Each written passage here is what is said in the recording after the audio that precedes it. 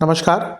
ग्रहों की गोचरीय स्थिति पर रेगुलर वीडियो पाने के लिए साप्ताहिक राशिफल, मासिक राशिफल, त्रैमासिक राशिफल और ग्रहों के बाकी गोचर पर भी रेगुलर अपडेट्स पाने के लिए, जिसके हिसाब से आप अपने जीवन में थोड़ी गाइडेंस प्राप्त कर सकें, इसके लिए मेरे चैनल को अवश्य सब्सक्राइब करें। जिन लोगों ने सब्सक्राइब कर रखा है वो ऑल ये जो नोटिफिकेशन सेटिंग होती है इसको क्लिक करें, क्योंकि कभी कभी कुछ लोग बोलते हैं उनको नोटिफिकेशन नहीं मिलती। आशा करता हूं चैनल को सब्सक्राइब करेंगे और रेगुलर वीडियोस अवश्य आप देखेंगे। नमस्कार। ओम गणेशाय नमः। ओम नमः शिवाय। मैं निखिल ज्योतिषाचार्य आप सभी का मेरे चैनल पर पुनः स्वागत करता हूं। आशा करता हूं कि आप सभी स्वस्थ होंगे। महादेव की कृपा आप सभी पर सदैव बनी रहे। ये वीडियो कन्या यानी कि वर्गों के लिए बहुत विशेष है, क्योंकि यह वीडियो है फरवरी 2026 के मासिक राशिफल के बारे में। कैसा रहेगा कन्या के लिए फरवरी का महीना। जो मेरा मासिक राशिफल होता है वो प्रमुखतः जीवन की मुख्य चीज़ों पर आधारित होता है, जैसे कि सामान्य विश्लेषण, career, business, income, investment, love life, married life, students, सेहत, और वीडियो के अंत में कुछ विशेष उपाय भी बताता हूं जिसके करने से महीने की सकारात्मकता में वृद्धि होती है। यदि आपकी लग्न राशि या चंद्र राशि कन्या है, दोनों ही गाइडेंस के लिए इस राशिफल को देख सकते हैं। जहां से सूट और रिलेट आपको ज़्यादा करता है वहां से देखिए। व्यक्तिगत तौर पे मेरा मानना है कि यदि आप अपने लग्न से देखेंगे तो अच्छा, इनकेस नहीं पता है तो आप अपनी चंद्र राशि से भी इसको देख सकते हैं। शुरू करते हैं इस अत्यंत महत्वपूर्ण राशिफल का सामान्य विश्लेषण के साथ। शुरुआत करते हैं सामान्य विश्लेषण के साथ। ये महीना थोड़ा केयरफुल रहिएगा, क्योंकि जैसे जैसे महीना आगे बढ़ेगा वैसे वैसे आपका छठा भाव बढ़ता जाएगा, यानी कि रोग, रिपु और ऋण का भाव। ये कभी भी फेवरेबल नहीं होता। मैंने कभी ये नहीं कहा कि एक भाव केवल बुरा ही होता, और मैं छठे भाव की कई खासियत भी बताता हूँ। लेकिन यहाँ पे हो क्या रहा है कि छठे भाव में बहुत सारे ग्रह आएंगे, ग्रहण भी लगेगा और आपके लग्नेश भी वहीं पे होंगे और आपके लग्नेश वक्री भी हो जाएंगे।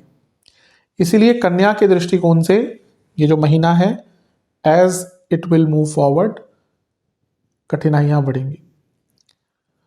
सबसे पहले लग्न पर प्रभाव की बात करते हैं। लग्न पर शनिदेव का प्रभाव रहेगा और अभी तो करीबन 1.5 साल और रहेगा, जून 2027 तक देखेंगे ही। आपके लिए पंचमेश है, बहुत अच्छा है, लेकिन छठे घर के स्वामी भी हैं। पंचमेश होने के नाते नए नए आइडियाज, अपनी प्लानिंग को थोड़ा इंप्लीमेंट करना।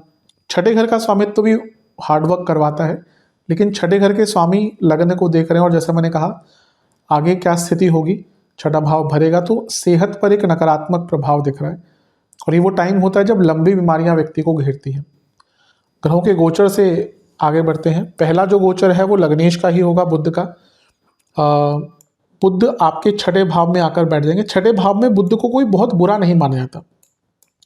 काल पुरुष की कुंडली में उच्च के होते हैं यहाँ पर, इसलिए छठा भाव बुध का ठीक है।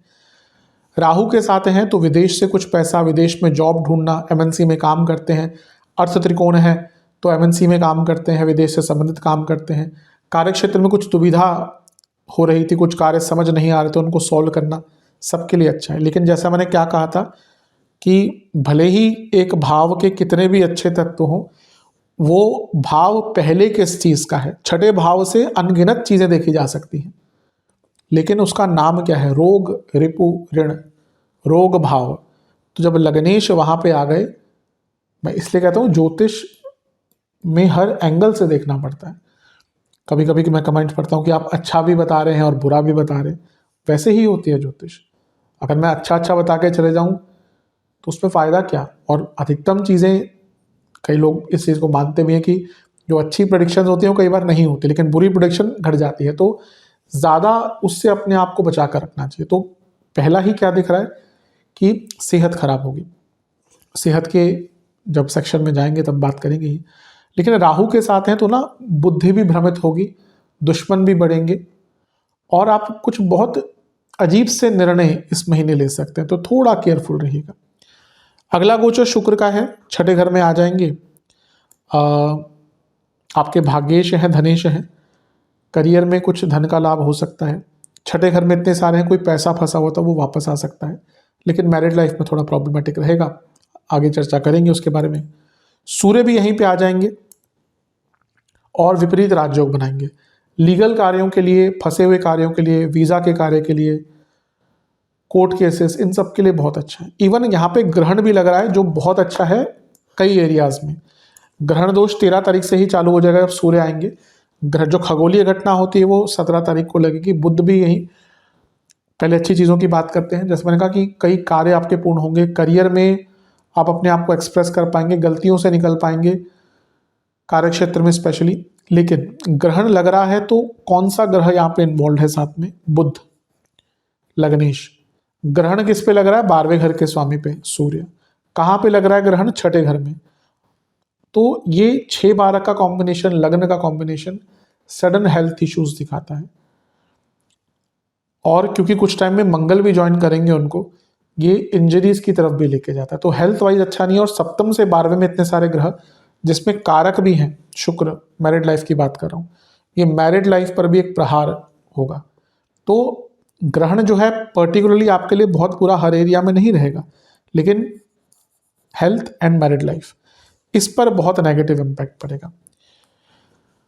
चंद्रमा तो 17 तारीख के बाद आगे निकल ही जाएंगे। 23 तारीख को मंगल आएंगे। मंगल का भी 6ठे घर में आना बहुत अच्छा होता है। विपरीत राजयोग बना रहे हैं, फिर से भौतिक जीवन के लिए बहुत श्रेष्ठ है, पैसे कमाने के नए नए अवसर। लेकिन 6ठे घर में मंगल, अभी अभी ग्रहण लगा, लग्नेश यहीं पर है, जो 3 दिन में वक्री हो जाएंगे। तो हेल्थ डिटेरियोरेट होती जाएगी, मैरिड लाइफ में बहुत प्रॉब्लम्स आ सकती हैं। इन एरियाज पर ध्यान दीजिएगा। जैसे मैंने कहा 26 तारीख को बुध वक्री हो रहे हैं, बहुत कोई गलत निर्णय ले सकते हैं, शत्रु बहुत तंग करेंगे और फ्रस्ट्रेशन का तो कोई लिमिट ही नहीं होगा। तो जैसे मैंने कहा ना, महीना जैसे जैसे आगे बढ़ेगा प्रॉब्लम्स आएंगे। विशेष प्रेडिक्शन, आंतरिक रूप से शांत रहिए। जो चेंजेस आ रहे हैं, जो इम्पर्मनेंस है, उसको एक्सेप्ट कीजिए। कभी कभी क्या होता है ना, हम सोचते हैं नहीं चीज़ें ठीक हो जाएंगी, नहीं कल ठीक हो जाएगा, अगले महीने ठीक हो जाएगा, नहीं होता वो। और फिर हम उसके हिसाब से अपने आप को भी नहीं बदलते। हमें अपने आप को टाइम के साथ बदलना होता है और ये टाइम है, आपको बदलना पड़ेगा। ये मैं महीना कहूँगा कि जितना आंतरिक रूप से शांत रहेंगे, उतना बाहरी तौर पर चीज़ें ठीक रहेंगी। कोई कमिटमेंट किसी को किया, उसको पूरा कीजिए। हर जगह अपने आप को सही साबित करने की कोशिश मत कीजिएगा। कहीं कहीं पे हमें लेट गो करना चाहिए। कभी कभी क्या होता है कि इवन फैमिली में हम कोई आर्ग्यूमेंट करते हैं, जीत जाते हैं, पर फैमिली तो टूट जाती है, फैमिली तो खराब हो जाती है, रिलेशनशिप तो खराब हो जाता है, माहौल तो खराब हो जाता है। कभी कभी आर्ग्यूमेंट्स लेट गो करने चाहिए और ये महीना इसके लिए बहुत अच्छा है। आर्ग्यूमेंट्स लेट गो करिएगा, आर्ग्यूमेंट्स अवॉइड कीजिएगा। कोई फायदा नहीं उसको आर्ग्यूमेंट में कन्वर्ट करके। सबसे महत्वपूर्ण चीज़ ये है कि अपने जीवन को एंजॉय करना शुरू कर दीजिए, जो आप बहुत टाइम से नहीं कर रहे हैं। फ्रेंड्स हैं अगर आपके, उनके साथ टाइम बिताइए। जब हम यंग होते हैं फ्रेंड्स के साथ बहुत टाइम बिताते हैं, पर as we grow older friends जीवन से गायब होना शुरू हो जाते हैं। कई बहुत लकी लोग होते हैं, लेकिन बहुत कम लोग होते हैं जिनको रेगुलरली अपने फ्रेंड्स का, क्योंकि फ्रेंड्स के साथ मन की बातें बहुत शेयर कर सकते हैं आप। वो आप अपने पति पत्नी के साथ नहीं कर सकते, दायरा है, घर वालों के साथ नहीं कर सकते। फ्रेंड्स के साथ बहुत चीज़ें ऐसी आप कर सकते हैं, मजाक में जो भी है, जो आप बाकी लोगों से नहीं कर सकते। और ये भी एक कारण है कि लोग after a certain age depression और स्ट्रेस में जाते हैं, क्योंकि वो फ्रेंड सर्कल छोटा हो जाता है। तो अगर आपके फ्रेंड्स हैं, आप इतने लकी हैं। मैं थोड़ा ओल्डर लोगों की, ओल्डर मतलब कि 30+ की, जब यंग होते हैं कॉलेज में तो फ्रेंड्स के साथ होते ही हम यूजली। तो अगर आप 30+ हैं तो ये महीना फ्रेंड्स के साथ टाइम निकालिए, 1 दिन 2 दिन उनको दीजिए, या कोई घूमने जाइए, या कुछ टाइम स्पेंड कीजिए। अपने मन के भाव को थोड़ा सा उनसे व्यक्त करके थोड़ा सा ईजी फील करिए। सेहत का बहुत ध्यान देना पड़ेगा, डाइट का बहुत ध्यान देना पड़ेगा। विशेष प्रेडिक्शंस, अपने जीवन में पार्टिसिपेशन बढ़ाइए। किस एरिया में? हर एरिया में। अभी लग रहा है कि आप दूसरों के लिए बहुत कर रहे हैं, अपने लिए कुछ भी नहीं कर रहे। लेजीनेस से दूर रहिएगा। सक्सेस मिलेगी, उसको सर पे मत चढ़ने दीजिएगा। खर्चों पर नियंत्रण रखना है। और सबसे महत्वपूर्ण चीज़ ये है, बदलाव करना ही होगा, वरना बहुत परेशानी आएगी। चलते हैं करियर की तरफ। जहाँ तक करियर की बात है, महीना बहुत बुरा तो नहीं कहूँगा, लेकिन हाँ थोड़ा केयरफुल रहना पड़ेगा, क्योंकि आपके दशमेश वक्री हो रहे हैं, जो आपके लग्नेश में यानी कि बुध, और ग्रहण लग रहा है 6ठे घर में, जो अर्थ त्रिकोण है। पहला तो महीने का शुरुआती भाग ही बहुत सेंसिटिव है, क्योंकि 10वें से अष्टम में बहुत सारे ग्रह हैं। तो जिनकी कंपनी में बुरे हालात चल रहे हैं, कुछ लोगों की जॉब महीने के शुरुआत में ही जा सकती है। लेट्स से कि 5-6 तारीख तक या 10 तारीख तक कोई दिक्कत नहीं होती, फिर चांसेस इस महीने कम है जॉब जाने के। प्रॉब्लम क्या है कि जो गोचर हो रहा है और ग्रहण लग रहा है वो थोड़ा टॉक्सिक वर्क एनवायरनमेंट दिखा रहा है। पहले 10वें घर के स्वामी बुध 3 तारीख को छठे घर में आ जाएंगे। यहाँ पे करियर में मिसकम्युनिकेशन, कलीग्स से प्रॉब्लम बहुत बढ़ेगी। 6 तारीख को शुक्र का यहाँ पे आना, भयंकर ऑफिस पॉलिटिक्स, मतलब कि जिस लेवल की ऑफिस पॉलिटिक्स आपने देखी ही नहीं। फिर सूर्य का भी यहाँ पे आ जाना, ठीक है विपरीत राजयोग बना रहे हैं लेकिन बॉसेस से प्रॉब्लम स्टार्ट हो जाएंगी। 13 तारीख को सूर्य यहाँ पे आएंगे और 17 को ग्रहण लगेगा। यहाँ पे जैसा मैंने कहा ना, चीज़ें बहुत अस्त व्यस्त हो जाएंगी और शुक्र के होने के कारण इस महीने आप ऑफिस पॉलिटिक्स का निम्न स्तर देखेंगे, निम्ननीय स्तर देखेंगे। बल्कि कभी कभी होता है हम एक व्यक्ति को इतना नीचे गिरते हुए देखते हैं कि हम सोचते हैं कि कैसे कर सकता है। तो ये आप देखेंगे इस महीने ऑफिस पॉलिटिक्स का जो स्तर है वो बहुत बिगड़ने वाला है। अटेंटिव रहिएगा, गलतियां मत कीजिएगा, हो जाए तो उसको कंपनसेट कीजिएगा, उसी टाइम ठीक कीजिएगा। रूम फॉर एरर इस महीने नहीं है। मंगल का यहाँ पे आना थोड़ा हेल्प करेगा क्योंकि छठे घर के मंगल हेल्प करते हैं, विपरीत राजयोग भी बना रहे हैं।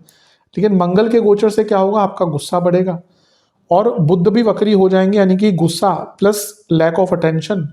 तो महीने के अंत में 26 को बुध वक्री होंगे, महीने के अंत में आपसे कोई ब्लंडर ऑफ मिस्टेक भी हो सकती है, तो गलतियां होने की संभावना भी है।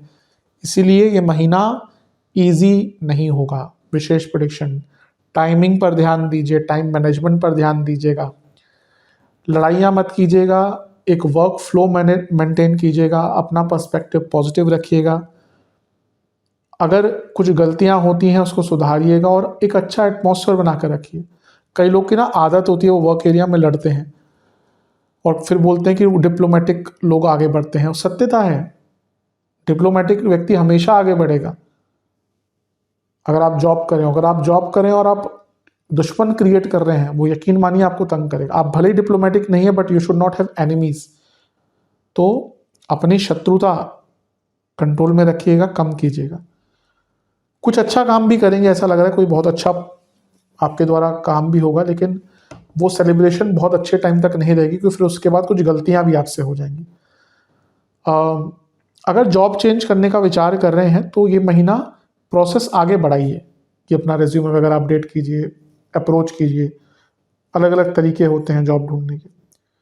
हाँ, ये अवश्य दिख रहा है कि इस महीने कुछ एक्स्ट्रा पैसा में भी परफॉर्मेंस बोनस हो गया, कुछ और चीज़ें हो, उसके द्वारा मिलता हुआ दिख रहा है। थोड़ा ऑथेंटिक रहिएगा, शॉर्टकट्स मत लीजिएगा। ये महीना जैसे मैंने कहा ना, बहुत उतार चढ़ाव से भरा रहेगा। चलते हैं बिजनेस की तरफ। जहाँ तक बिजनेस का दृष्टिकोण है, बिजनेस की बात है, बुरा महीना नहीं कहूँगा, लेकिन एक ऐसा महीना है जिसमें जहाँ पैसा भी आएगा पर निरंतर खर्चे, निरंतर नुकसान भी चलता रहेगा। अब सप्तम भाव में शनि है जो लक्ष्मी स्थान के स्वामी है, जो ठीक है, कोई बुरा नहीं है, लेकिन सप्तम से 12वें के स्वामी भी हैं और सप्तम से 12वां भाव भरता रहेगा। सप्तमेश भी वक्री हैं तो मंदता इन टर्म्स ऑफ फ्लो रहेगी कि ना आपका फ्लो नहीं बन पाएगा, काम कुछ ना कुछ अटके करेंगे। गोचर की तरफ चलते हैं। पहला गोचर बुध का ही है, 3 तारीख को होगा। तो क्योंकि लग्नेश है, दशमेश है, छठे घर में आ रहे हैं राहु के साथ, तो कुछ आपको लोन चाहिए, इन्वेस्टमेंट चाहिए, वो मिल जाएगी, लेकिन यहीं से कुछ खर्चे बढ़ना शुरू हो जाएंगे। फिर शुक्र का यहाँ ना जो धनस्थान के स्वामी हैं सप्तम से 12वें में, ये दिखाता है कि अगर आपका जैसे पेमेंट वगैरह का जो भी बातें होती हैं वो अटक सकती हैं, पेमेंट्स अटक सकती हैं आपकी। सूर्य का यहाँ पे आना, विपरीत राजयोग बनाना, ये एक अच्छी चीज़ है। कोई लीगल प्रॉब्लम या कोई सरकारी बाधा आ रही थी उससे थोड़ा सा निकल सकते हैं। लेकिन यहाँ पे ग्रहण लग जाना 17 तारीख को सप्तम से 12वें में, अचानक से बहुत बड़ा नुकसान दिखा रहा है। 17 तारीख के आसपास कोई बहुत बड़ा नुकसान हो सकता है। इसके बाद मंगल भी 23 को आ जाएंगे यहाँ पे, चंद्रमा तो आगे निकल जाएंगे, मंगल भी विपरीत राजयोग बना रहे हैं। तो मैंने कहा ना, काम बढ़ता रहेगा, काम बनता रहेगा, लेकिन सप्तम से 12वें में इतने सारे ग्रह जो बता रहा है कि बहुत खर्चे होंगे। मंगल है तो मशीनरी की प्रॉब्लम, लॉजिस्टिक्स की प्रॉब्लम बुध के कारण आ सकती है। सूर्य है तो कुछ ना कुछ लीगल प्रॉब्लम दोबारा स्टार्ट हो जाना, और जैसे मैंने कहा ना, खर्चे निरंतरता से बढ़ना, नुकसान निरंतरता से बढ़ना। एक साइड पैसा आएगा और एक साइड खर्च होगा। बुध वक्री हो जाएंगे 26 फरवरी को, लग्नेश हैं और बिजनेस के सेकेंडरी कारक हैं, कोई बहुत गलत निर्णय आप ले सकते हैं 26 तारीख के आसपास। तो कोशिश कीजिएगा कि 26 तारीख के आसपास कोई भी बहुत महत्वपूर्ण निर्णय ना ले। विशेष परीक्षण, थोड़ा रिलैक्स मन से काम कीजिएगा, अवेयरनेस रखिएगा। जहाँ पे चीज़ें समझ नहीं आई तो लोगों से हेल्प मांगिएगा, पूछिएगा, लेकिन आगे बढ़ते रहिएगा। जहाँ पे वेट करना है वेट करिए। जहाँ पे आपको, जैसे क्रिकेट में कहते हैं ना कि जब बॉलर अच्छा बॉल कर रहा है तो पेशेंस दिखाइए, जब लूज बॉल है तो अटैक कीजिए। तो जहाँ पे दिखता है कि मौका है वहाँ पर उसका लाभ उठाइए। अगर पार्टनरशिप वाला बिजनेस है तो इस महीने बहुत कम्युनिकेशन गैप आएगा, तो कोशिश कीजिए वो ना हो। चीज़ों को ठीक करने का प्रयास कीजिए। और सबसे महत्वपूर्ण चीज़ ये है कि अपने आप को या अपने बिजनेस को री एनर्जाइज कीजिए। ऐसा लग रहा है कि बार बार होता है कि बिजनेस में हमें कुछ चेंजेस लाने पड़ते हैं उसकी वैल्यू को बढ़ाने के लिए, जो भी है। तो ऐसा दिख रहा है कि आपको थोड़ा सा री एनर्जाइज अपने बिजनेस को करना पड़ेगा। वो विद फंड्स हो सकता है, नई टेक्नोलॉजी हो सकता है, नए प्रोडक्ट्स हो सकता है। महीने के अंत में कोई भी स्पॉन्टेनियस डिसीजन मत लीजिएगा। फिर से कहूँगा, कोई भी बहुत बड़ा निर्णय महीने के अंत में नहीं लेना। चलते हैं इनकम, इन्वेस्टमेंट और एक्सपेंसेस की तरफ। जहाँ तक इनकम की बात है, महीना ठीक है। लाभ स्थान को बहुत सारे ग्रह देखेंगे, जिसमें मंगल तो देखते ही रहेंगे 23 तारीख तक। विपरीत राजयोग भी 2 बन रहे हैं सूर्य मंगल द्वारा, तो पैसा आएगा, फंसा हुआ पैसा भी आएगा। इन्वेस्टमेंट की बात करें तो शुरुआती 10 दिन तो बहुत अच्छे हैं। बीच के 10 दिन में थोड़ा सा थम कर बहुत ज़्यादा इन्वेस्टमेंट नहीं करनी। अंतिम 10 दिन में या 20 तारीख के बाद के जो दिन बचे हैं, वहाँ पे थोड़ा रीस्ट्रक्चर कीजिए। बल्कि अगर आप रेगुलर इन्वेस्टर हैं तो थोड़ा स्टडी कीजिए, मे बी इन्वेस्टमेंट के नए मौके ढूंढिए। जहाँ तक खर्चों की बात है, बहुत ज़्यादा खर्चीला महीना रहेगा, क्योंकि सारे ग्रह यहाँ पे आ जाएंगे एक के बाद एक, और ये सारे ग्रह 12वें घर को देखेंगे, तो खर्चे बहुत होंगे। पहला तो ये दिख रहा है कि बहुत पुराना कोई खर्चा आप अवॉइड कर रहे थे। लेट्स से आपकी गाड़ी है, आप सोच रहे थे कि अभी ये छोटा मोटा करा लेते हैं, फिर बाद में देखेंगे। वो जो आप बाद में देखने वाली चीज़ कर रहे थे ना, वो खर्चा इस महीने ही होगा। आप सोच रहे थे ठीक करा लें कि गाड़ी में कुछ बड़ी ही चीज़ होगी, फिर वो जो खर्चा आप बचा रहे थे वो खर्चा डबल या ट्रिपल हो जाएगा।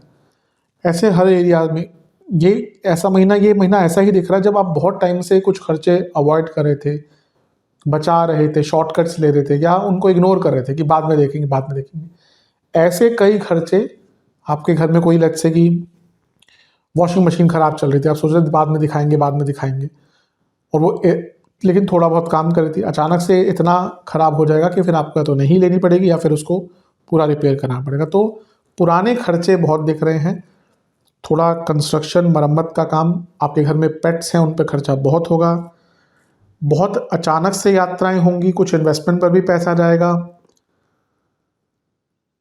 सरकारी कार्यों पर भी पैसा खर्च होता हुआ दिख रहा है, और इसके साथ ही किताबों आदि पर या स्टेशनरी आदि पर अपने लिए, अपने बच्चों के लिए खर्चा होता हुआ दिख रहा है। तो खर्चे तो बहुत रहेंगे इस महीने, खर्चा अत्यधिक होने वाला है। चलते हैं लव एंड रिलेशनशिप की तरफ। नो कॉन्टैक्ट सिचुएशन, चांसेस हैं, बातचीत बंद है। बहुत अच्छा महीना है, बस कोशिश कीजिएगा कि शुरुआती भाग में ही अपने प्रयत्न करें, वरना चीज़ें हाथ से निकल सकती हैं। नया रिलेशनशिप भी स्टार्ट हो सकता है, पूरे चांसेस है इस महीने। यहाँ पे भी कहूँगा महीने के शुरुआती 15 दिन अच्छे हैं। जो लोग रिलेशनशिप में हैं उनके लिए कॉम्प्लिकेटेड महीना है, क्योंकि पंचम में इतने सारे ग्रह कभी भी चीज़ों को बहुत सिंपल नहीं रखते। शुक्र यहाँ पे 6 तारीख तक रहेंगे, तब तक चीज़ें फिर भी थोड़ी सी व्यवस्थित रहेंगी। वैसे बुध 3 तारीख को ही आगे आ जाएंगे। लग्नेश है तो थोड़ा दोनों के बीच में फ्रस्ट्रेशन बढ़ेगी, क्योंकि पंचम से दूसरे में है। शुक्र का यहाँ पे आना अपने आप में अंकित करता है कि पंचम को छोड़ दिया तो प्रोटेक्शन हट गया, और छठे में आगे कारक होने के नाते तो लड़ाई झगड़े होंगे। फिर सूर्य भी यहीं पे आ जाएंगे। अब क्योंकि सूर्य शुक्र से बहुत क्लोज होंगे इस टाइम पे, डिग्री वाइज भी, और लग्नेश के भी बहुत क्लोज होंगे, बल्कि लग्नेश तो आपके वक्री ही हो जाएंगे।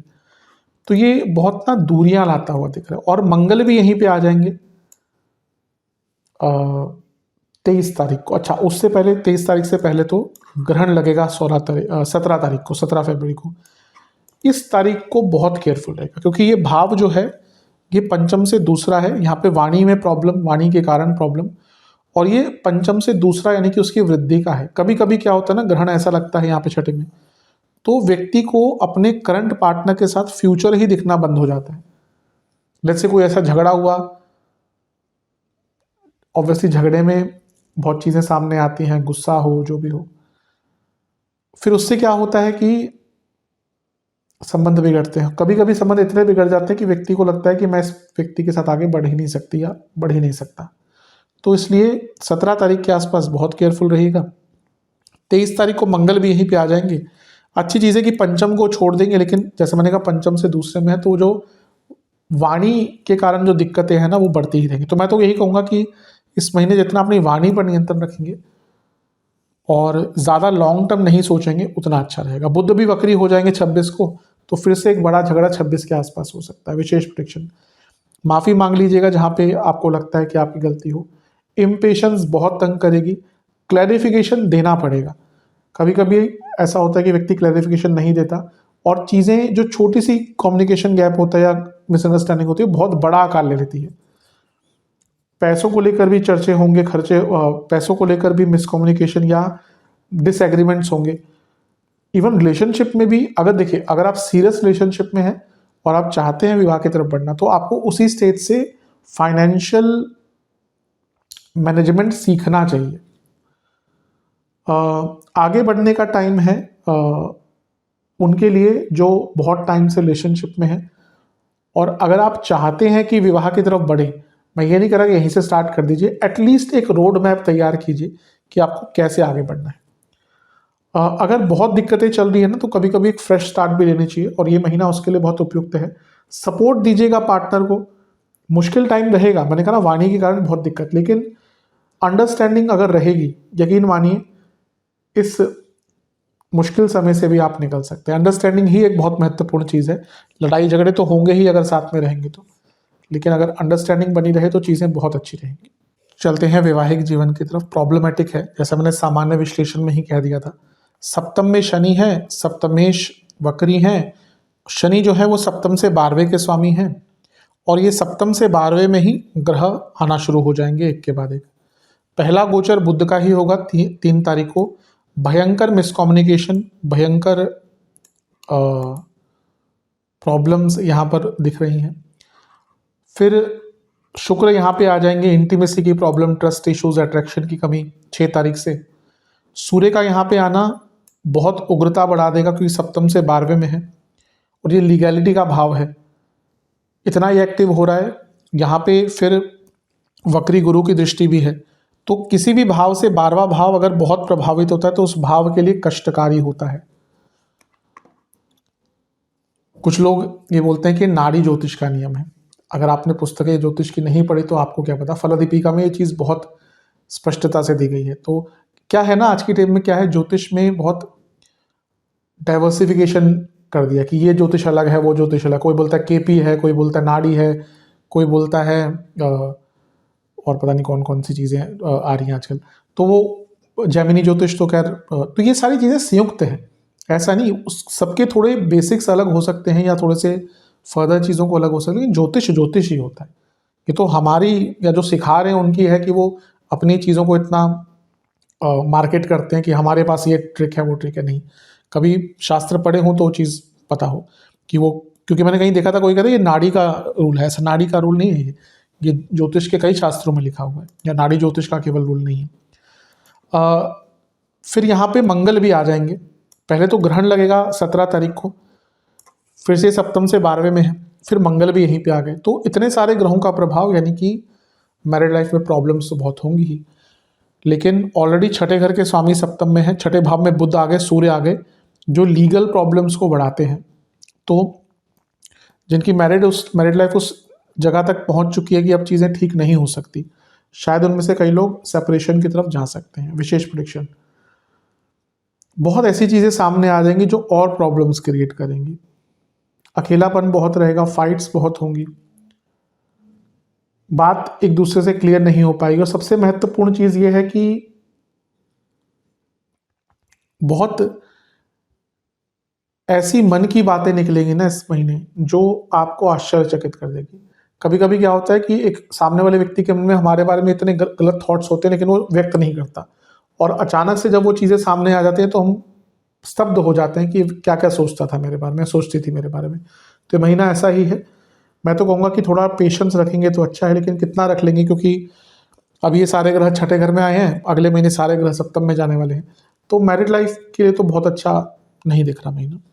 स्टूडेंट्स, एग्जाम्स, शुरुआती 10 दिन अच्छे हैं लेकिन कम्युनिकेशन में गड़बड़ हो सकती है। बीच के 10 दिन किसी बड़े से गाइडेंस लेके ही आगे बढ़िएगा।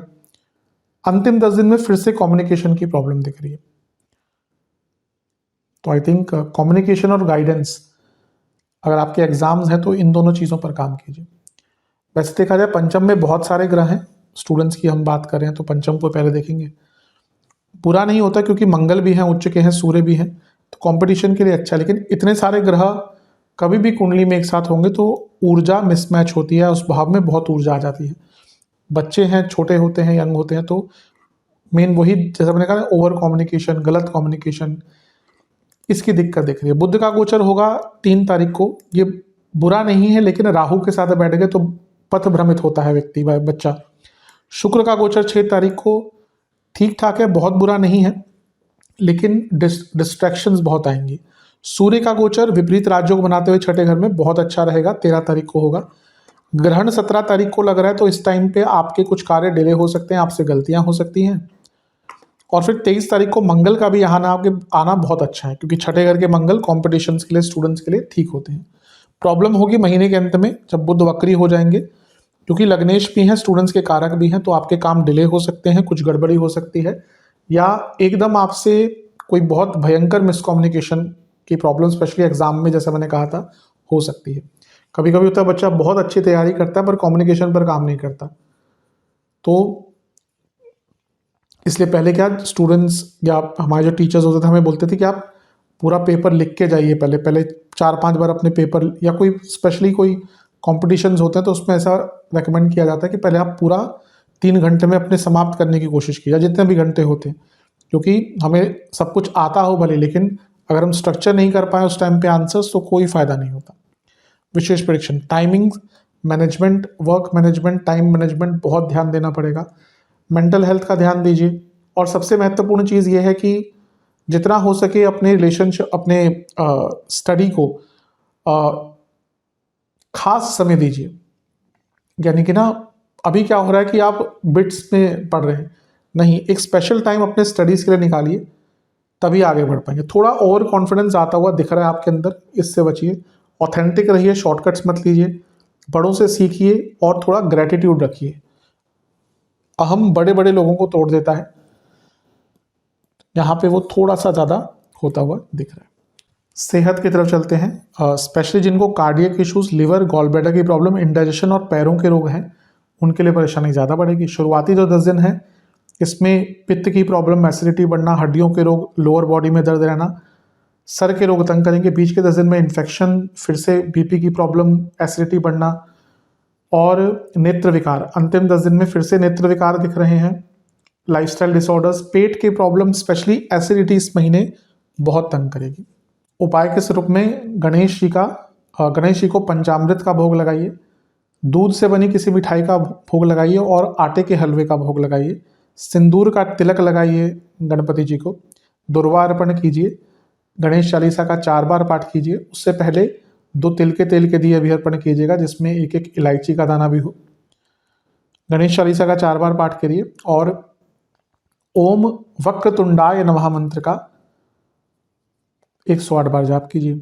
महादेव का भी पंचामृत से अभिषेक कर कर, केसर से तिलक कर कर, पीले रंग के पुष्प की माला अर्पण कर कर, उनको भी आटे के हलवे का भोग लगाकर 2 घी के दिए समर्पित कीजिएगा, और मंदिर में घी का दान कीजिएगा। ये उपाय कर लेंगे तो अवश्य बहुत लाभ मिलेगा। आशा करता हूँ वीडियो काम आएगा। चैनल पर नए हैं सब्सक्राइब कीजिए, वीडियो को लाइक कीजिए। मिलता हूँ अगली वीडियो में, तब तक के लिए ओम नमः शिवाय।